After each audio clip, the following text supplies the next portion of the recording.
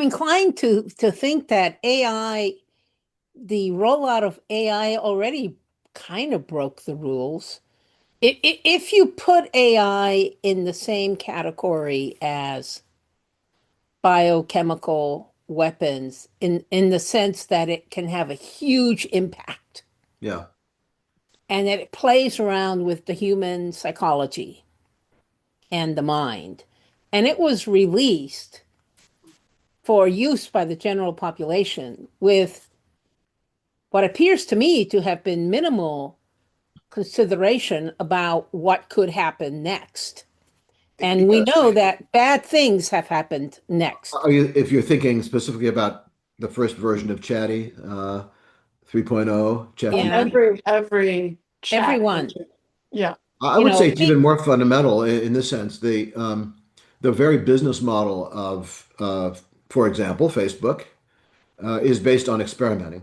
Yeah. exactly. So I really think that AI is late to the game, and it's before even social media, which has been experimenting on children without permission for decades. Like, don't get me started. But anyway, um, even before that, because the only sort of roadblocks we've had, at least in the US, are, as you said, journal editors and funders who don't, like, private funders don't always play by that rule anyway. Yeah. But those are the roadblocks we have to not doing something that doesn't have an institutional review board. Those roadblocks don't apply to any industry that doesn't care if they don't even want to publish their results because they want to keep the data as proprietary. They don't need to have a funder.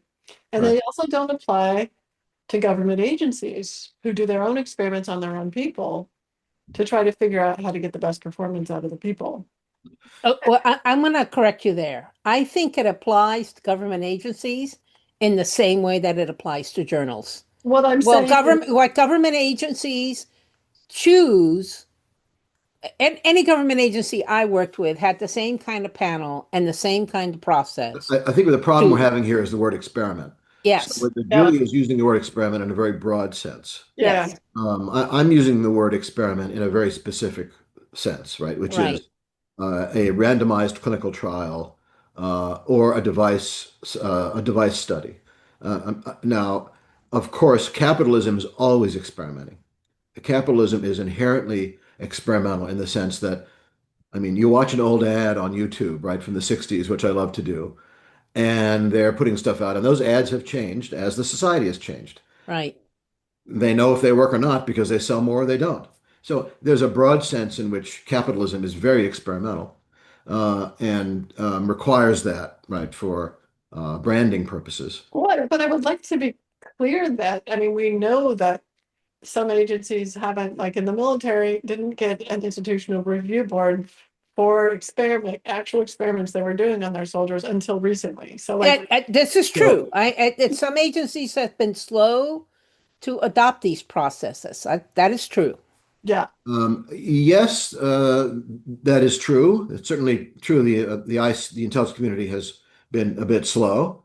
But interestingly, the Defense Department, as you may know from my previous writings, which I'm sure you committed to memory, in 1953 adopted the Nuremberg Code, which we started our conversation by talking about, as its policy for doing what they called preventive measures of defense studies for atomic, biological, and chemical warfare experiments. So the DoD had a policy in 53 that tracked the Nuremberg Code. In fact, it was verbatim the Nuremberg Code.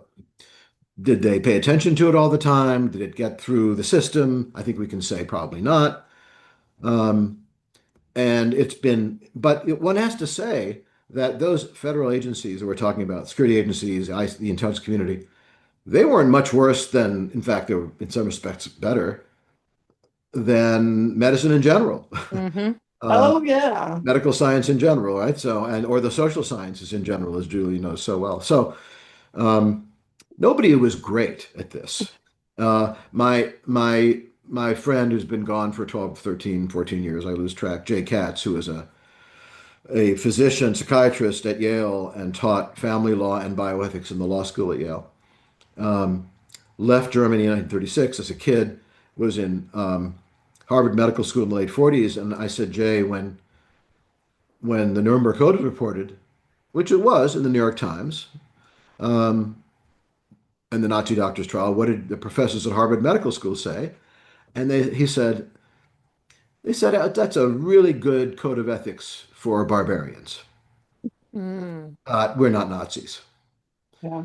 So it wasn't necessary for proper, standard, routine medical science.